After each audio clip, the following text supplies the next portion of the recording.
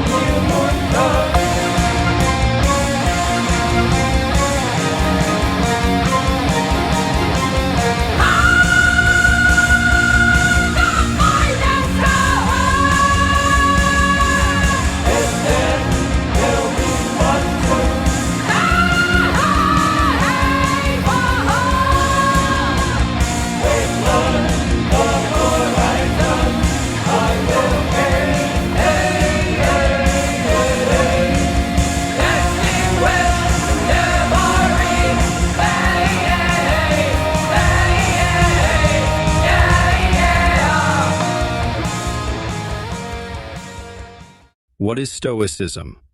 Why is Stoicism relevant today?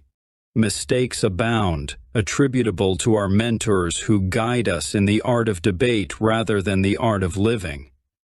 Students, seeking soulful and intellectual development from their instructors, also contribute to these errors. Consequently, the noble pursuit of philosophy, aimed at acquiring wisdom, has regrettably transformed into mere philology, a focus on the study of words. We are not taught how to live. Instead, we are taught what to think and how to think about those ideas. Through philosophy, we learn how to live and obtain a good life by self-overcoming and experiencing the flourishing of our personality. Stoicism serves as a guide for thriving in high-stress environments, teaching the skill of maintaining calmness and avoiding impulsivity. Importantly, adopting a Stoic mindset doesn't imply passivity. Rather, it encourages a measured and thoughtful response, resisting undesirable circumstances or actions of others. Stoicism is the perfect philosophy for those who intend to be virtuous, future guardians of society, military men, and people who want to live the good life. Stoicism aims to help us eliminate and transform negative emotions. It helps nurture an inner resilience and joy that emanates from within, unaffected by external circumstances. Inner joys can make us self-sufficient. They can help us not rely on others for feelings of pleasure. Stoicism rejects pleasure as the standard of happiness. The true philosopher, the wise, disciplined man, controls his soul and takes responsibility for his actions. Why should we care about studying and practicing Stoicism? Because Stoicism teaches us about remaining calm and collected in the middle of our struggles. It teaches us to be happy in difficult times of our lives. The ancient Stoic philosophers' principles underpin cognitive behavioral therapy, CBT, a form of psychotherapy. CBT challenges negative thought patterns to change behaviors and address mood disorders like depression and anxiety. It's increasingly seen as a highly effective method for overcoming various mental illnesses. CBT is based on a few main ideas. First, psychological problems happen because of unhelpful ways of thinking. Second, they can also result from learned patterns of unhelpful behavior. Third, people with these problems can learn better ways to cope, feel better, and be more effective in their lives. In CBT, treatment often focuses on changing thinking patterns. This can include recognizing and reevaluating distorted thoughts, understanding others better, and solving problems. CBT also works on changing behavior, like facing fears, practicing for tough situations, and learning to relax. Prominent Stoic figures include Seneca, Musonius Rufus, Epictetus, who rose from slavery, and Marcus Aurelius, the Roman emperor from 161 to 180 AD. Stoicism focuses on ethics, a philosophical branch dedicated to organizing, defending, and promoting principles of right and wrong behavior. The Stoic lived according to nature. He feared only giving up his morality and virtue. The Stoic does not fear pain, death, poverty, or anything from the human condition, since he expects it everywhere he may roam. He fears being less than a complete human being. Stoics fear the true evil of losing control of their soul, fear of being a slave to lust, desire, and emotion. Moral virtue is enough for the good life. You don't need wealth or sexual gratification. You don't need life itself if moral virtue says you must die to pursue some good end, such as protecting your family, home, or innocence. In the doing of right, nothing should be spared, not even your life. A Stoic is someone who turns fear into prudence, pain into transformation, mistakes into initiation, and desires into the undertaking. Beliefs of Stoicism. The Stoics believed that happiness stemmed from the attainment of virtue, characterized by excellence of character. They argued that this virtue comes from living in harmony with nature. But to live according to our nature, it is essential to comprehend how the cosmos works to see the best way to live. The Stoics were firm believers in an external deterministic world, that whatever happens to you has been waiting to happen since the beginning of time. The twining strands of fate wove both of them together, your own existence and the things that happen to you. Marcus Aurelius, Meditations. However, the Stoics did not advocate to give up and let adversity swallow you whole. Instead, they believed we have free will to act in a predetermined world called soft determinism. A Stoic does not care about most things because they are not in their control. He only cares about their internals because he can control them. In the realm of philosophical perspectives, determinism asserts that all events, including human actions, are fundamentally dictated by external causes, divorcing individual will from ultimate influence. Some thinkers extend this notion to imply the absence of free will and moral accountability for individuals. Soft determinism says outside events shape behavior, but it still believes in free will. The Stoics thought we can't control everything around us, yet we have control over our thoughts and actions, showing free will inside ourselves. Stoicism on lust and love. In Stoicism, we can find a big difference between lust and love. Unconditional love is the purest love there is, and something that is entirely in our control. Epictetus said that we can give unconditional love and not expect anything in return. The quality of this love does not depend on external forces. However, lust can be a problem because it is something that is not in our control. When we are lustful, we have a powerful sexual desire for someone. When this body isn't available, we suffer. Epictetus described things not in our control as weak, slavish, restrained, belonging to others. In our Western culture, we see romantic love as an ultimate pursuit that must be obtained. In addition, the media has brainwashed us that a romantic partner and children should be the focus of our lives, not ourselves. Even though this may be altruistic, it can be irresponsible, because how can you care for others if you can't even care for yourself? In some countries, romantic love rises higher than religion and spirituality. Some live for romance, making this mesmerizing experience the focus of their lives. Unfortunately, it is the honeymoon phase we mix with love. The honeymoon phase characterizes the initial stage of a relationship, during which everything appears carefree and joyous. Typically spanning from 6 months to 2 years, this period is often distinguished by abundant laughter, intimacy, and enjoyable shared experiences. This is when our biology makes us believe we need to procreate. This phase doesn't last, especially after the woman gets pregnant.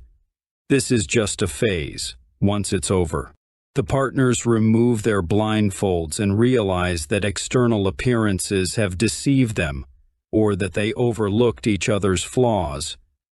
This is when we see all the deal breakers. Everyone is human and therefore not perfect. What comes next?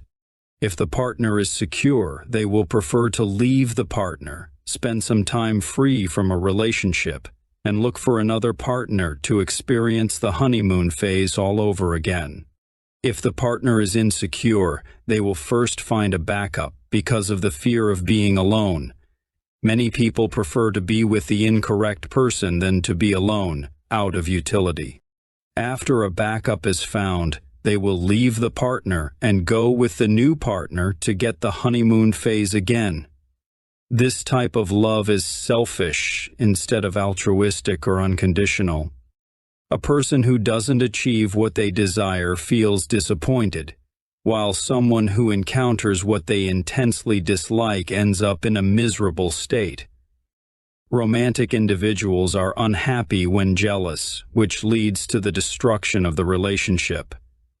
Jealousy is rooted in the fear that our romantic partner will leave us for someone else.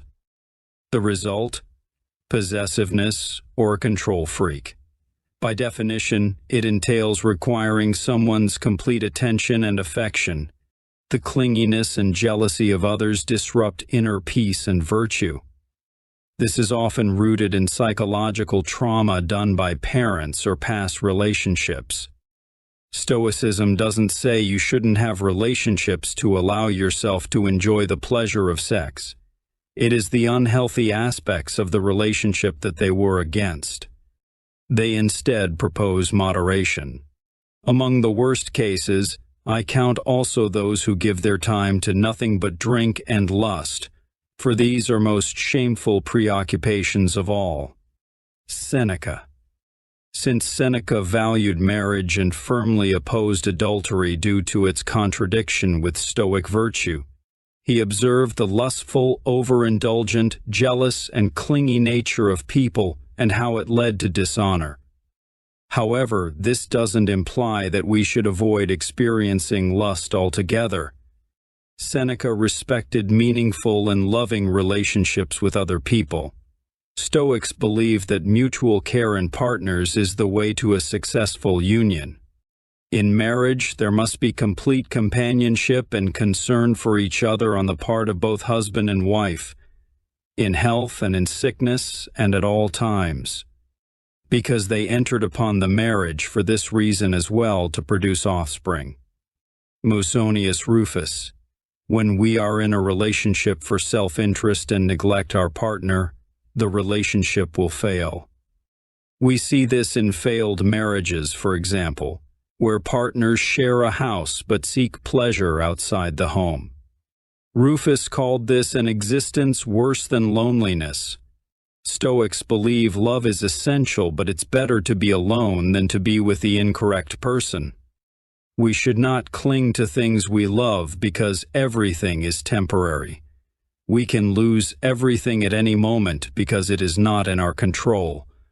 Never say of anything, "I have lost it, but I have returned it."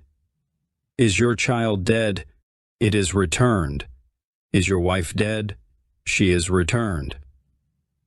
Epictetus. Stoics are strong advocates of virtue and believe that a successful marriage occurs when it is virtuous, leading to a virtuous life. It is beneficial for individuals when approached correctly and not rushed. In many religions and cultures, the same idea is echoed. Marriage is a vessel for potential good, like taking care of each other and having children. Stoicism, even though it may be cold and realistic through the practice of virtue, does not need to contradict intimate relationships. The God within. Considering that our existence involves a union of two elements, the corporeal aspect, shared with animals, and the rationality and intelligence, shared with the divine. The majority of us lean towards the former, albeit dismal and mortal, while only a few gravitate towards the divine and blissful realm. The Stoics had the beautiful idea that we not only share our nature, impulses, and drives with animals, but also have the potential to be like gods. We have been gifted with rationality, creativity, and intelligence to make what we will of ourselves. We possess the hammer and chisel to sculpt our character, and thereby our destinies. This is their idea of the God within, which is our true self. Through nurturing the divine within, Stoics posited that we could attain an inner freedom unswayed by fate. However, it's crucial to note that this inner freedom does not empower one to alter preordained events. Instead, it would allow one to respond and react to these events freely and consciously, thereby controlling the effect of such events on one's happiness. Instead of contemplating everything we cannot control, we should accept whatever fate throws at us because we have two options. We can either complain and whine, or we can overcome our difficulties to make ourselves stronger. We must accept that life is chaotic and random. It is analogous to the fall of dice. We need to accept the fall of dice and decide how we react to it. We cannot let our emotions and impulses control us. Practicing self-control and the ability to control oneself is helpful to stay away from addictive behavior that can otherwise destroy us. It helps control impulses and focus on things that matter to you. You should aim at making the best out of it instead of aiming at self-destruction. We should embrace unfolding events much like the roll of dice and subsequently organize our affairs in accordance with the dictates of reason. If the Stoic cannot be a god, then he will live to the fullest human. He will not be an animal. If you want to be fully human, you must be fully rational, fully free in thought, and virtuous. Free in terms of not being a slave to our passions. Accept no substitutes. All men suffer, but not all men pity themselves. All men die, but not all men die whining. Marcus Aurelius. You are in control of the self, cogito, have an orderly soul, and your life is worth living if you have a divine soul. Some things are up to us, and some things are not to us.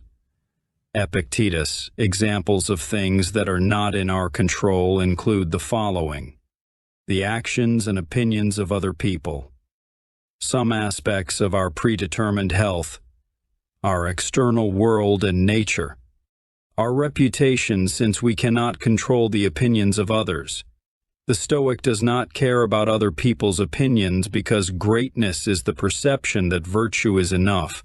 Ralph Waldo Emerson.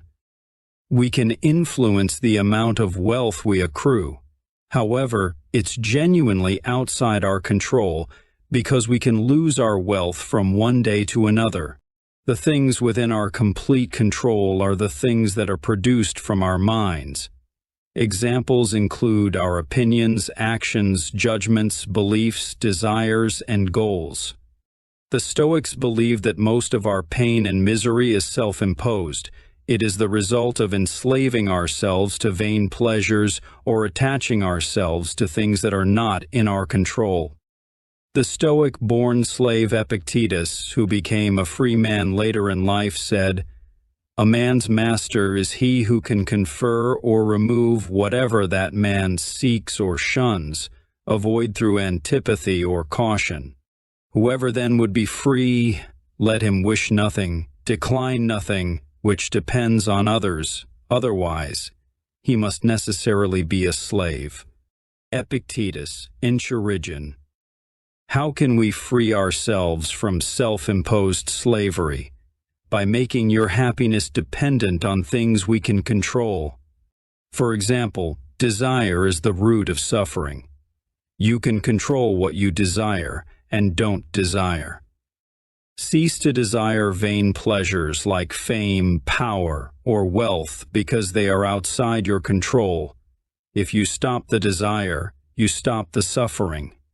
The idea of greed, accumulating more wealth and objects, becomes less interesting the more you collect. However, this is not advocating that you should not strive to achieve those things. The Stoics emphasized that you should not make your happiness dependent on such pleasures. Do otherwise, and you will slavishly chase after external pleasures, believing that is the attainment of such things as the meaning of life.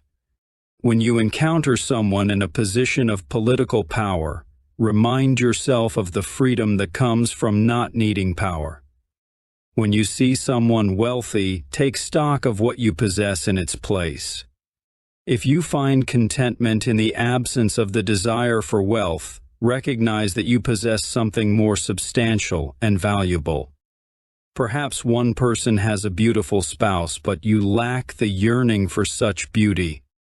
Consider these not as insignificant, for how much would those very individuals, wealthy, powerful, entwined with attractive partners, pay for the ability to detach themselves and look beyond wealth, power, and the allure of those they admire?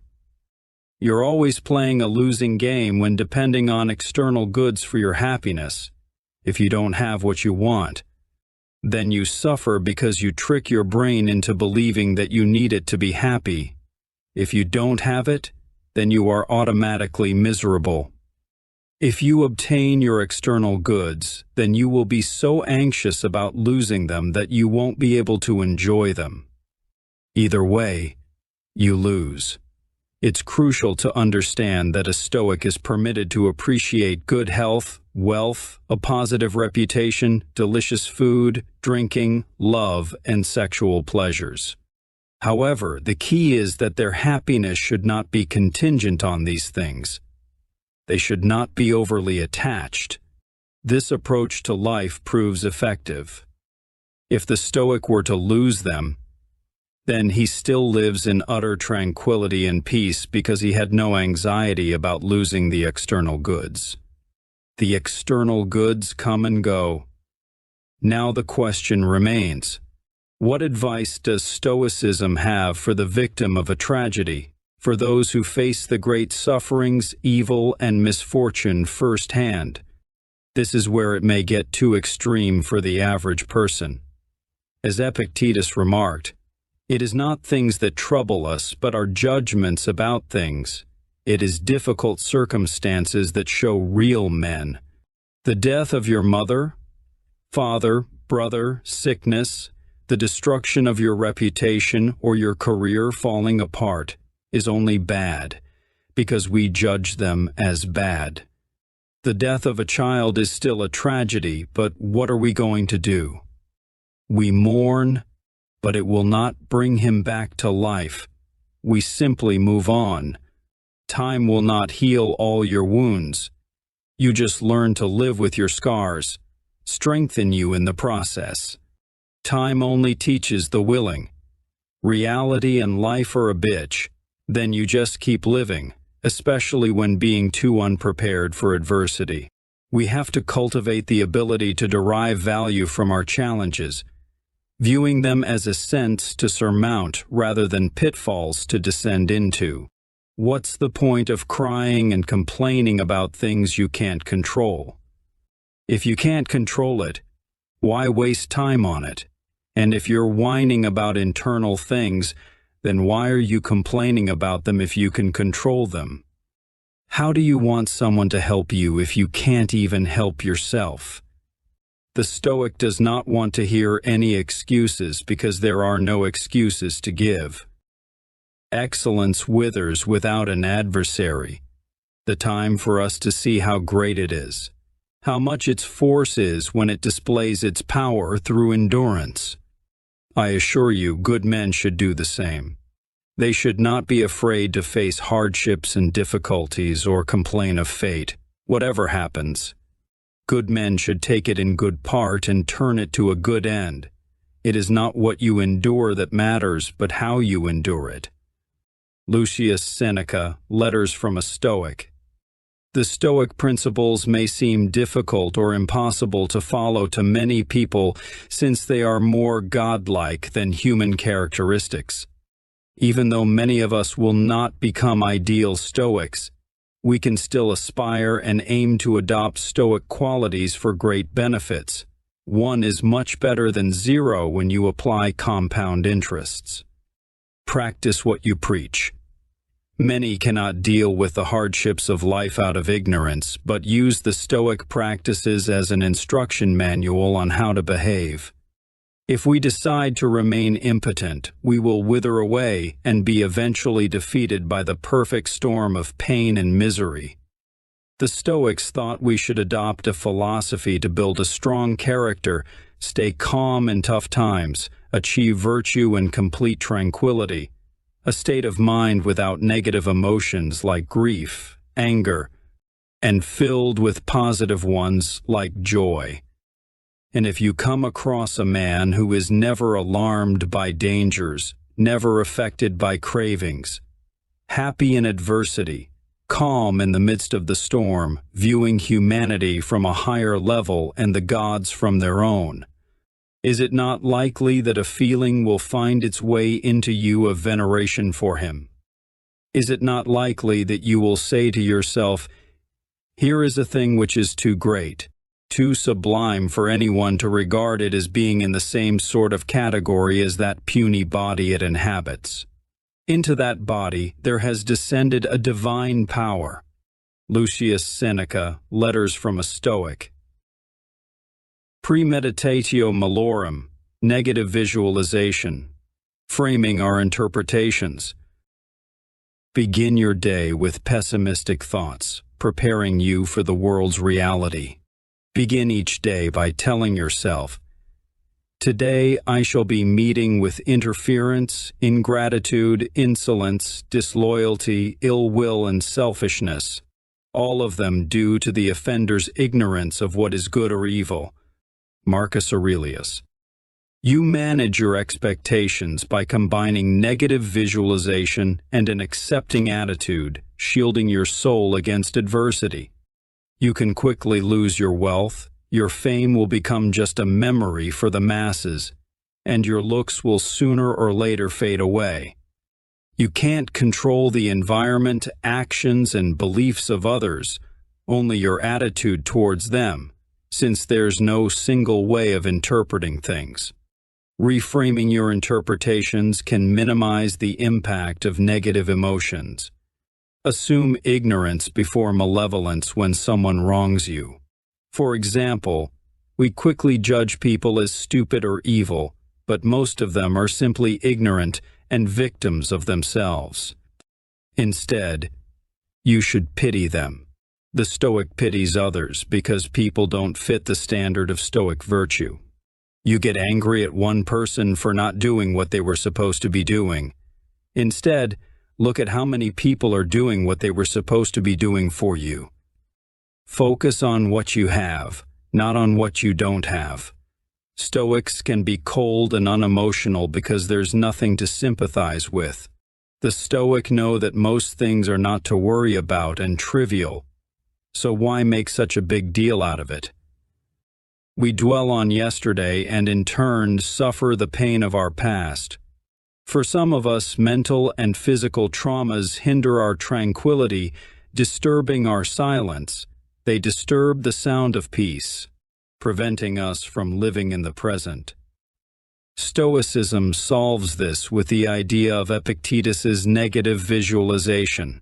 in which we imagine the external worst-case scenarios in the future. We do this to learn how to prepare to react to such tragedies or difficulties we may get hit with. For example, when spending time with your mother or father, you should silently reflect on their mortality, that there will come a day in which you will have to bury them, that maybe a day you come back from work will be the last you see them alive. There will be a day in which you will never be able to taste your mother's recipes again, go on vacation with your father, or ever play with your brother. It's grim but realistic and pragmatic.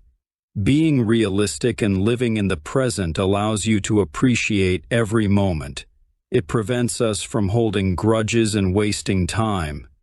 Instead, we should spend that time to heal broken relationships.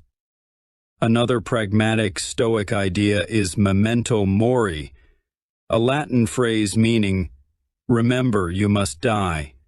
It is not about being nihilistic and promoting fear, but waking you up to the idea that life is brief, to make every day count, and to live a life worth living before it's too late. Don't give in to fear. There is no point in fearing death, because why would you fear the inevitable? Remember you're mortal. Remember that you're going to die, and it will put your life into perspective. It tells you that your life is ticking second by second, and we should not waste it on trivial things. It teaches us to live life more fully. Death should not bring fear, but gratitude and appreciation for the life given to us.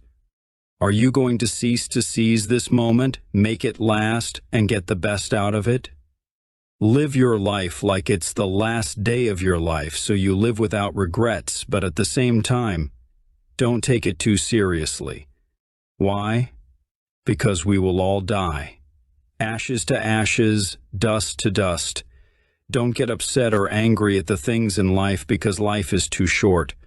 It helps us understand how many things that trouble us are trivial, like worrying about the petty opinions of others. Worrying about what others think about us leads to frustration and anger and disturbs our peace. I have often wondered how it is that every man loves himself more than all the rest of men, but yet sets less value on his own opinion of himself than on the opinion of others. Marcus Aurelius, Meditations. You need to train yourself to be less prone to overreacting to criticism. Train yourself to be shamed only by those things that are worth being ashamed of. Separate constructive criticism from envy. Most people who speak ill about you are due to jealousy and envy. Those who give you constructive criticism aim to help you. A way to practice is by deliberately making a fool of yourself to build tolerance for not caring what people think about you. We care about the opinions of others because of the fear of being neglected. But by making a fool out of yourself, you will find that it does not hurt as you imagine, and thus your "I don't care" attitude becomes stronger. You have the ability to control how you react to insults and the ingratitude of others. You need to avoid returning like with like. Instead, the best revenge is to be unlike the one who wronged you. People are social animals. If you can't teach them to be morally good, at least put up with them because they're ignorant. Prevent them from hurting themselves. The philosophical man does not hurt people. Those who hurt others are not virtuous and do not live a philosophical life. If you can't make philosophers out of everyone, then the best thing we can do is to save them from themselves, because they don't know any better. It's not your fault that people are stupid. If you dissect people and read them thoroughly, you will more than likely find out they are weak, insecure, anxious, or suffering from something internally. People are trying to vent with you, or sometimes they just envy you. Envy is truly concealed admiration. People who hate you and envy you want to be you. Losers always hate the winners, not other losers. Changing your attitude towards haters and those who wrong you makes your skin thicker. But it takes practice to not overreact with our impulses. Any philosophy or skills you learn are not only about understanding them, but about practicing them. Knowledge is power till it is utilized. It's easy to say cool quotes, but only a few can act them out. Can you do it? No? Then fake it till you become it. Always striving to overcome oneself rather than relying on luck, aiming to change desires instead of trying to change the world. And fundamentally believing that, except for our thoughts, very little is completely within our control. Therefore, after putting forth our best efforts in external matters, we recognize that much of what remains is largely beyond our control. It is human nature to blame the outside world for our difficulties, such as not having enough status, wealth, or power, and experiencing rejection. But much of the blame lies within ourselves. There's no doubt the environment imposes challenges, but we suffer unnecessarily. We are the creators of our misery because we refuse to help ourselves internally and externally. People expect others to save them. All people get sick. For example, if you know you're ill and need to go to the doctor, then go get healed. You know what you're supposed to do. So do it. If you don't help yourself, how do you expect others to help you? That's a fair criticism. The quality of our lives depends on the quality of our thoughts. You have two choices: to play the role of the non-philosopher by only caring about the things you cannot control, by chasing after materialism, or to play the role of the philosopher, who controls his internal world and masters the art of living and achieves eudaimonia through self-overcoming, flourishing through virtue. We are bound for failure if we place hope on luck, since it just lifts us for the inevitable fall. The higher you soar, the harder you fall. We need to learn to walk before we can run. We therefore need to practice small with building tolerance to life's troubles. Begin therefore with little things. A little oil is spilled, a little wine is stolen. Say, this is the price of tranquility. This is the price of not being upset. Epictetus and Origen. Simultaneously, we must build a tolerance for misfortune and reduce our need for social validation. The Stoic does not believe in positive reinforcement. Why? Because you ought to do what you ought to do, that's virtuous. Virtue is a reward in itself. So, what do you expect from others? And if you're not virtuous, the Stoic will see you as a pig bathing in pleasure, especially nowadays, with such easy access to food, technology, drugs, alcohol, sex, and pornography in our daily lives. Not only young people, but also adults seek quick dopamine rushes or feelings of pleasure without delaying gratification. When praised by friends and strangers, people slowly and surely become slaves to the opinions of others, thus relinquishing control of their independent happiness. Pay no attention to the often worthless opinions of the majority. We can control our lives by cultivating healthy habits and accepting the things we cannot control. Life is often straightforward. Complications come from pride and fear. If you miss someone, call them. If you want to meet, say so. Need to explain? Share your thoughts. Don't be afraid to ask questions. If something bothers you, speak up. If you appreciate something, say it. If you want something, earn it. And if you love someone, tell them. Life is simpler with open communication and honesty. How do you know if you haven't mastered your inner self? Reflect on how you react to challenges with adversity. If you don't accept the fall of dice, then you have not mastered yourself. The average person sees difficulties as a hole to fall into, but the philosopher sees them as an opportunity to become stronger and improve. It is circumstances which show men what they are.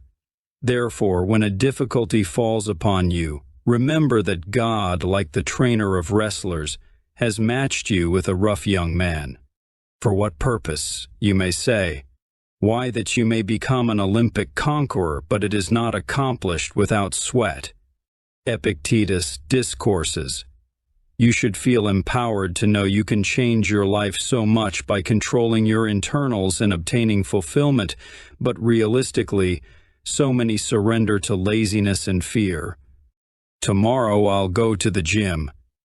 This came up, but I'll go on Saturday. Then they go drink instead of disciplining themselves. Tomorrow never comes, and thus their neurosis remains for a lifetime. You can only blame yourself. You have the tools to change, but refuse to utilize them. While you are at home and outside partying like a loser, there's someone out there improving themselves. Later, that person becomes someone you resent and envy. I experienced this with some of my coworkers who bluntly said, "Damn it, William, I hate you," in a joking manner, but it was his real opinion about me. I replied with a smile. That's because I'm a daily reminder of everything that you're not. Nothing will make up for the time you waste, not even the wealth and the external looks you greatly cherish. The most pleasurable things in life are acquired through internal work like discipline and withstanding the worst of tragedies. If you now neglect things and are lazy and are always making delay after delay and set one day after another as the day for paying attention to yourself, then without realizing it, you will make no progress, but will end up a non-philosopher all through life and death. So decide now that you are worthy of living as a full-grown man making progress, and make everything that seems best to be a law you cannot go against.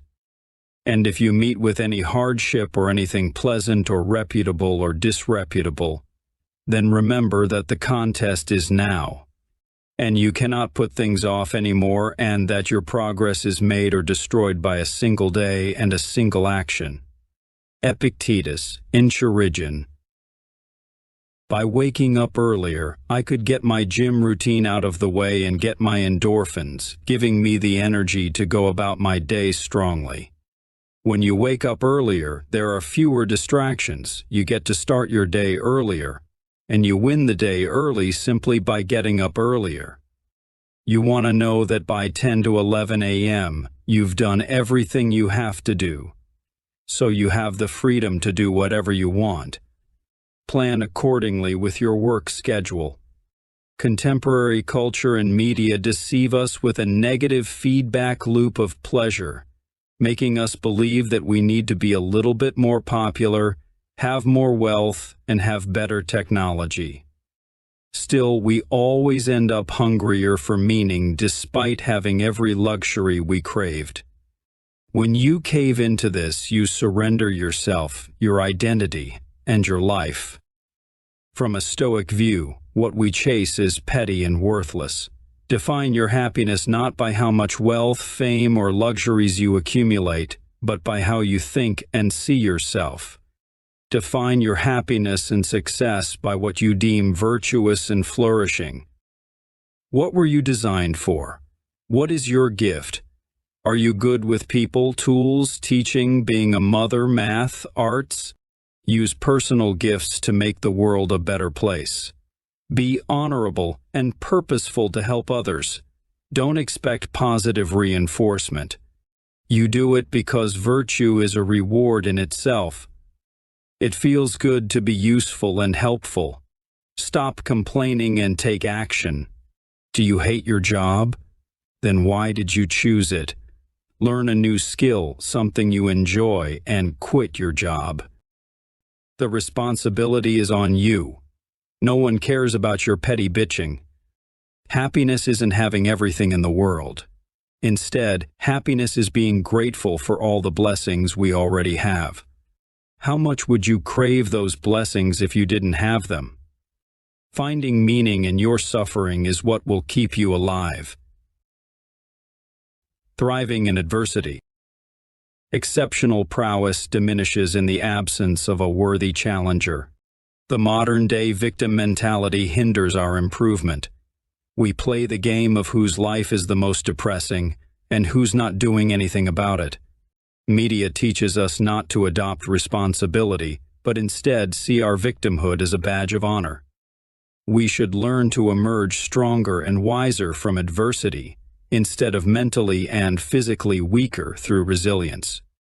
Avoiding responsibility and struggle will make you weaker and leave you ignorant. Others will not respect you for being incapable of bearing responsibility. You simply will not get what you want. Strong people get their way, not weaklings who pretend victimhood. Adversity is the opportunity for eustress for the philosopher, a positive form of stress that benefits health, motivation, performance, and emotional well-being. Perceive problems as potential solutions that will make you successful. Research shows that stress can actually make you smarter, stronger, and more successful. It helps you learn and grow. Do you determine how stress affects you based on your attitude, whether positively or negatively? Do you want to be stronger or weaker? A winner or a loser? Do you want to be respected or despised? You think you want to live a stress-free life, but let's be honest, if you're a mature, responsible adult, you've experienced that weekend off from work. You're absolutely bored out of your mind because you don't have stress. The most intense form of stress is actually the absence of stress itself. This is because the feeling that there's no purpose or meaning before death leads to a sense of despair and emptiness when confronted with nothingness.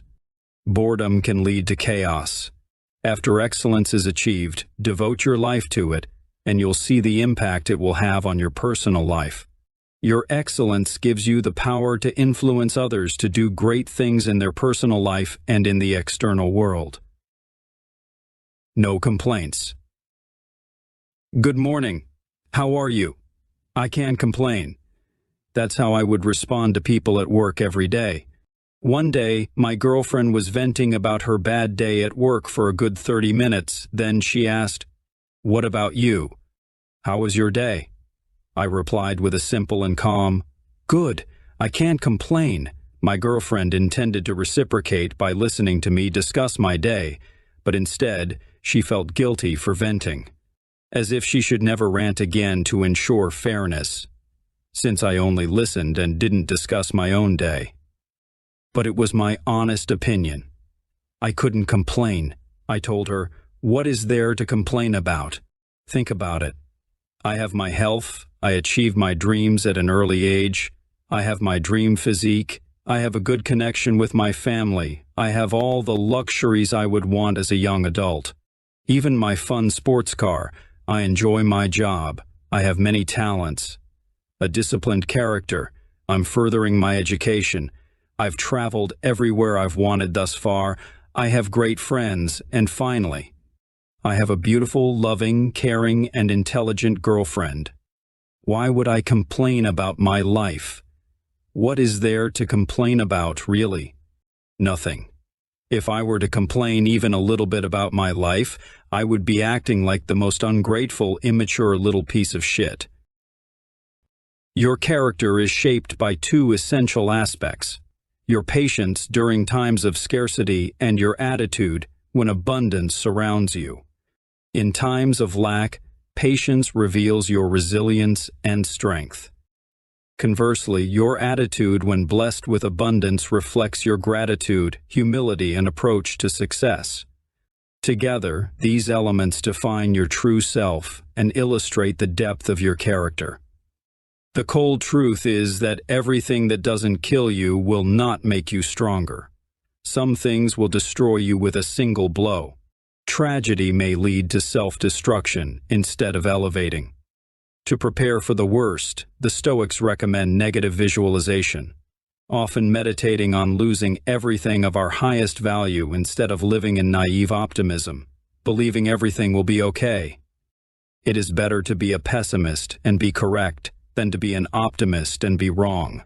Knowing the worst things is better than being a fool in your paradise. Make it a habit of visualizing your career, friendships, and family crumbling. Visualize sickness, experiencing betrayal, and death.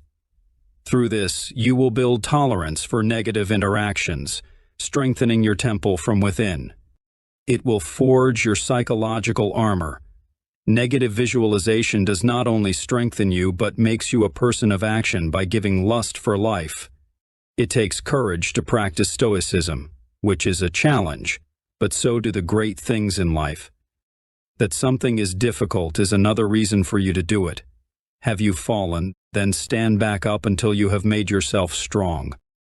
Working at a trauma hospital and witnessing sickness and death on a daily basis can significantly impact your mental well-being. The last 2 weeks of 2022 were the most tragic ones experienced thus far. A 24-year-old driver under the influence crashes into a car and T-bones a mother and daughter. The 14-year-old daughter dies at impact. The mother was taken to the operating room immediately upon arrival. The mother later died in the ICU hours later. The drunk female driver survives. As soon as she wakes up, she begins to get violent and aggressive after being told she was arrested for manslaughter by the police officers. You can't make this shit up, and sadly it happens daily.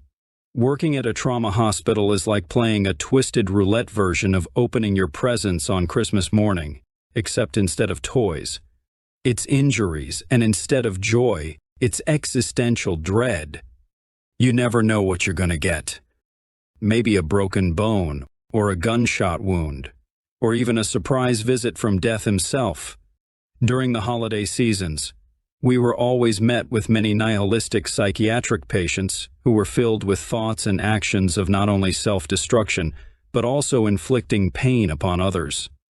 To top it off, the COVID variant spread quickly, infecting all medical staff from all departments, thus causing low staff and high demand for medical care. Higher authorities refused to close the ER graveyard shift on New Year's of 2022. Only 4 nurses admitted 30 patients in those 12 hours, despite the illegal and unethical methods used to operate below the required staffing ratio in my state. Nurses find it challenging to take legal action because corporations exploit loopholes to avoid consequences, ultimately affecting patient care. Navigating the solemn atmosphere, I adopted a strategy of humor. Picture this. While administering compressions to a dead patient, I cracked a joke about my patient pulling a Call of Duty reference, shouting, "Revive me, bro. I got a ray gun." Yep, you heard that right. Even the afterlife wants in on the action. Or shouting, "Quick, someone get a Band-Aid," when someone went into cardiopulmonary arrest. And don't even get me started when I was a transporter grappling with the Herculean task of moving many hefty deceased patients during the COVID-19 epidemic. I would tell the deceased patients, "Wow, Mr. Hernandez, you're really piling on the dead weight. Get it? Get it?" Laughter, my friends, is the best medicine unless you have medical insurance. In that case, medicine is the best medicine. Even in the most unexpected places, laughter in the face of the macabre became my secret weapon to tackle the day. How do you work in the place of the sick, dying, and tragic without becoming bitter, resentful, anxious, and depressed? You laugh at it. If we couldn't laugh at the tragedy and evil of life, then we would all go insane, surely. You simply take a day at a time. That's how you don't take that shit home. That's how I stayed sane and didn't vent tragedy onto my family and friends. I didn't become a medical professional because I was sadistic and wanted the people around me to suffer. I took action because I sensed the world was in pain, just like I was. Deep within, I understood that the key to healing my own wounds was discovering how to heal someone else's. Fate and Stoic ideas. Seneca stresses the idea that fate is the great equalizer. Fate does not segregate the lowest and the highest alike. It wields the same authority over all, regardless of wealth or poverty, race or ethnicity. Every human on earth will experience misery and depression, witness the loss of loved ones, and ultimately come to terms with the inevitability of death for themselves and others. Death and tragedy are what we can't fully control. But the common folk instead avoid all types of pain, cowering from the great questions of philosophy because they lack courage. The Stoics had the paradoxical idea of amor fati, or to love your fate. They tell us to embrace the outcomes in our lives to be happy. Worrying about the future creates anxiety. However, this does not mean we should become nihilistic and not do anything. Goals and ambitions are good but remain detached from the outcomes. That way, if the outcome you desire does not occur, you will not suffer, but if it does occur, you will be even happier because you weren't attached to the outcome. Those who allow the opinions of others to enter their mind and influence their behavior will conform to the major opinions of the masses. The result? People change to conform negatively, killing their individuality and becoming nothing more than a reflection of what others want them to be. However, as Seneca pointed out, people use appearances to deceive and hide the self, which is their true identity being troubled by fear, insecurities, and weaknesses. This is why you shouldn't trust or judge status, social position, appearance, or the objects they own. Instead, judge their inner character. Just as it's foolish to judge a horse solely by its saddle and bridle, valuing a person based on their clothes or social status is the mark of an absolute fool. In essence, social standing is akin to clothing, something we wear but not a true measure of one's worth. Stoicism is not saying that having things like wealth, luxuries, or stature is evil or wrong since they can bring joy and make life exciting. Instead, they advocate that our well-being, health, and happiness should not depend on it because they're outside our control. No one merits the status of a god unless they disregard wealth. I don't oppose your ownership of riches, but I wish for you to hold them without anxiety. The key lies in convincing yourself that you can lead a contented life even without them, and consistently viewing them as ephemeral. Obsessing over things we cannot possess leads to suffering. We must strive for the Stoic ideal of self-sufficiency over obsession without the validation of others and materialism. Self-sufficiency is accessible to everyone, for philosophy is an equalizer. It doesn't care about status or who you are. If you accept everything you are and shed your skin till it hardens, then it will become like armor. Nothing will hurt you.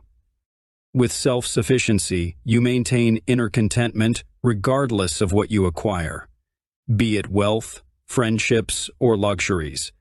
Even in the face of loss, solitude, or poverty, self-sufficiency ensures your satisfaction endures. The wise man, nevertheless, unequaled though he is in his devotion to his friends, though regarding them as being no less important and frequently more important than his own self, will still consider what is valuable in life to be something wholly confined to his inner self. He will repeat the words of Stilbo, the Stilbo whom Epicurus later attacks, when his hometown was captured and he emerged from the general conflagration, his children lost, his wife lost, alone and none the less a happy man, and was questioned by Demetrius. Asked by this man known from the destruction he dealt out to towns, as Demetrius the city sacker, whether he had lost anything, he replied, "I have all my valuables with me." There was an active and courageous man, victorious over the very victory of the enemy. "I have lost nothing," he said. He made Demetrius wonder whether he had won a victory after all. All my possessions, he said, are with me, meaning by this the qualities of a just, a good, and an enlightened character. And indeed the very fact of not regarding as valuable anything that is capable of being taken away. We are impressed at the way some creatures pass right through fire without physical harm. How much more impressive is the way this man came through the burning and the bloodshed and the ruins uninjured and unscathed. Does it make you see how much easier it can be to conquer a whole people than to conquer a single man? Those words of Stilbo's are equally those of the Stoic. He too carries his valuables intact through cities burnt to ashes, for he is contented with himself. This is the line he draws as the boundary for his happiness. Letters from a Stoic. Seneca. People attempt to solve their troubles by avoiding them, leaving home, and leaving their jobs, but in reality, it's an attempted escape from themselves. It is foolish to believe that you're not the problem when the majority and variety of people don't put up with you in the workplace, for example. Seneca warned against moving from town to escape. Whatever your destination, you will be followed by your failings. What good does it do you to go overseas, to move from city to city? If you really want to escape the things that harass you, what you're needing is not to be in a different place, but to be a different person. Seneca. Letters from a Stoic. Do not run away from your problem. Instead, overcome your failing character and work on yourself. Achieve enlightenment, virtue, excellence, and self-sufficiency, and you'll see how much different your life becomes. Since you're no longer the problem, you will attract all the good things in life, from wealth to friendships and romantic partners. You will find all the wisdom you need to overcome yourself in books, online lectures, audiobooks, people, and your personal experience. However, applying it is your responsibility. The Stoics also emphasized guarding your time. Even though time is the most limited resource in the world and non-renewable, people don't give it a lot of importance. Seneca asked, "If someone would steal your property, then you would fight to get it back, right? Why don't we act this way with time? We let people steal our time. Or worse, we waste our own time. You have to say, time is my most valuable resource, and I cannot waste it on things that don't matter to me. Don't let insignificant people in your life waste your time." This goes hand in hand with the focus of a Stoic. Focus on the task at hand. And don't multitask, because there's no such thing as multitasking. You're simply switching back and forth between two different tasks. Put your focus on one thing at a time, like it's the last thing you're going to do in your life. Let all your efforts be directed toward one thing. Do that well, and then move on to the next task. This is how we become successful. We are not good at multitasking. This is how I managed to learn one instrument at a time and put my skills together to make a song, then help me to compose an album on my own. While working on my bachelor's degree, I focused on a lecture so I wouldn't have to study for the test. I focused on the information I needed to get an A and get out. The way I earned time to work on what I loved was by being efficient. Everyone that wasted my time was cut off. Another lesson you should practice is poverty and the worst-case scenario. Can you survive on oatmeal and coffee if you had to? Would you still be happy? Yes, if you choose to. Ever since I was 20 years old, I've practiced what I call the Stoic suffering, in which I voluntarily imposed suffering by doing the following for 1 month per year. 1. Sleep on the floor for 30 days. 2. 1,200 to 1,300 calories per day. 500 caloric deficit. 3. Fast 24 hours once a week. 4. Intermittent fasting 6 days a week. 5. Walk 5 to 10 miles each day. 6. 30 cold showers. 7. Weightlifting progressive overload 5 to 6 days a week. 8. Eat every meal sitting on the floor every day. 9. Carb cycling during the week. 178 grams of protein, 77 grams of fat. Carbs will vary. 10. Eat recipes from my healthy lifestyle meal plan. What was the whole point of this? The effort you invest in peacetime directly correlates to the resilience you exhibit during wartime. Remember to stay humble. Be grateful for everything you have, especially your luxuries. Understand human nature, that all you need is food, water, and shelter to be happy and to satisfy the body. Understand that struggle gives meaning to life. This will result in asking, is this the worst condition I so feared? You need to plan to suffer and plan poverty so that when unplanned suffering hits you in the face, it will have less of an impact on you. You can measure your success by the number of uncomfortable conversations you're willing to have. Remember how small you are in the cosmos. We are a speck of dust in a galaxy. Realizing this makes us humble. It helps us let go of life's trivialities. Don't make a big deal of stupid and meaningless things. You waste your energy and time. The Stoic suffering has prepared me to feel at ease in ice-cold temperatures and to embrace extreme hunger after working out. It has compelled me to defer the gratification of basic needs like food, fostering self-control and discipline. It instills a sense of happiness and gratitude for what one possesses. It humbled me, compelling me to keep my arrogance and pride in check. Stripping away all daily comforts and understanding one's nature reveals what truly matters. Weightlifting taught me to stay resilient every day, maintaining a 500-calorie deficit from my maintenance intake. I engage in hypertrophy training 5 times a week to preserve muscle mass and prevent catabolism. My focus lies in breaking personal records each week in deadlifts, chest press, and barbell squats.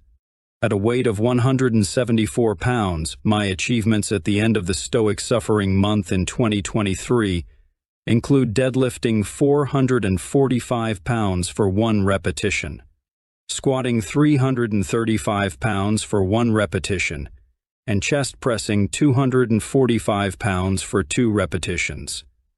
If you had told me in my youth that I could lift something 2.5 times my weight, I wouldn't have believed it. Pushing beyond your limits is key to unlocking your full potential. We possess both physical and mental strength far beyond what we realize. Endorphins are addicting. They help you stay consistent with your training. Cold showers teach you to be grateful for shelter and your warm home. You're not literally freezing to death in nature. The very low caloric intake teaches you to appreciate every single bite of your food, self-control instead of eating like a pig. However, in the end, it pales in comparison to the tragedies experienced by many of the patients I have encountered. To self-check, journal your thoughts to reflect on what you're doing right and wrong. You will find relief because it has a cathartic and therapeutic effect on the mind, creating inner peace. If the Emperor of Rome, Marcus Aurelius, had the time to journal in wartime, you have time to journal. When the light has been removed and my wife has fallen silent, aware of this habit that's now mine, I examine my entire day and go back over what I've done and said, hiding nothing from myself, passing nothing by. Marcus Aurelius. The Stoic believed in the concept of cosmopolitanism. Everywhere is his home. Because you're part of the cosmos and are part of nature. If you're in nature, then you're at home. I tested myself to see if I genuinely believed in this by traveling alone to 32 states in my Scion FRS, moving from city to city, meeting new people, seeing the places I wanted to see, hiking beautiful mountains, sleeping outside gyms, and experiencing obstacles and overcoming were all part of the adventure. Still, it was true no matter where I went, I could call home. Some places were more beautiful than others, but as long as I carried my character with me, nothing could take away what I was from me. The Stoic will be as happy as to be poor as to be wealthy, because as long as there is a soul and nature there, then you can live according to nature and be at home. When overwhelmed with school, work, and composing, I would walk. Walking would also help me with writer's block or get unstuck from composition obstacles. Seneca stressed the idea of walking in nature, where you are relaxed and can think. You're giving time to your body and mind to heal. If you spend all your time lying down and being inactive, you'll break and be stressed out. Experience nature and its purity. Acquiring my Roadster stands as one of the most rewarding investments I've made to date. At the age of 21, just after completing my associate's degree, I purchased it outright from a private owner, paying in full with cash. I knew it was a great opportunity, so I told the guy, "Shut up and take my money," but politely. So it was more something along the lines, "I'll give you what you want for it." Have you seen the movie Forrest Gump? Remember when he ran across America for 1170 days and 16 hours? He ran from the state of Alabama to the Santa Monica Pier in California. Then, back and forth. Growing up with that movie and rewatching it as a young adult made me say, you know what? I want to do that. So I did just that on my Scion FRS, from Los Angeles, California to Seattle, Washington, and from the Florida Keys to Chicago, Illinois. From west to east, north to south, I moved from city to city, showering at gyms and sleeping outside parking lots inside my Roadster. My 2013 Scion FRS turned out to be a Toyota, after all. That car took me to 32 U.S. states and back home. My car became my only companion on the highway, and everywhere I went. It has been part of almost all my adventures. It helped me experience a more beautiful life by traveling. After the release of my album Heaven's Vengeance Boils in My Heart Part 2 in 2021, I went ghost to disconnect from music and the world. I pondered a lot in my solitude and questioned, where was I heading physically, emotionally, and spiritually now that my music journey was over? I remember I missed my mother a lot during those trips. Before I left for my Montana trip to hike Glacier National Park in October, my mother gave me a gray jacket with fur on the inside.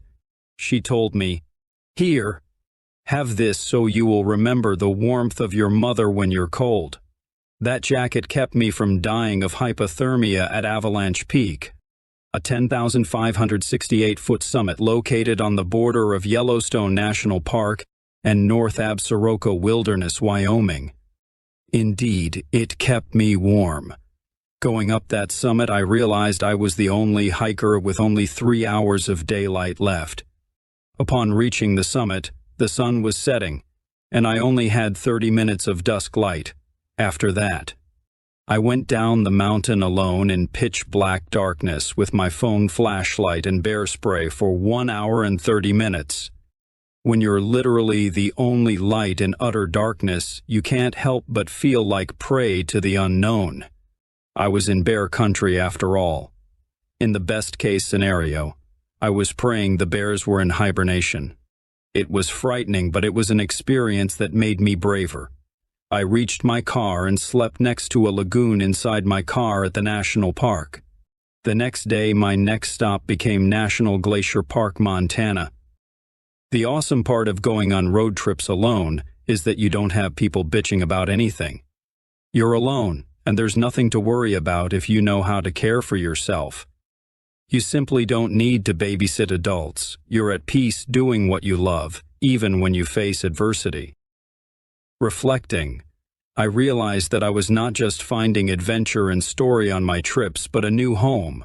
It was till my girlfriend told me, "You're my home," that I realized I was thinking of home as a setting all along. I was blinded to the obvious truth that a home is where the people you love are.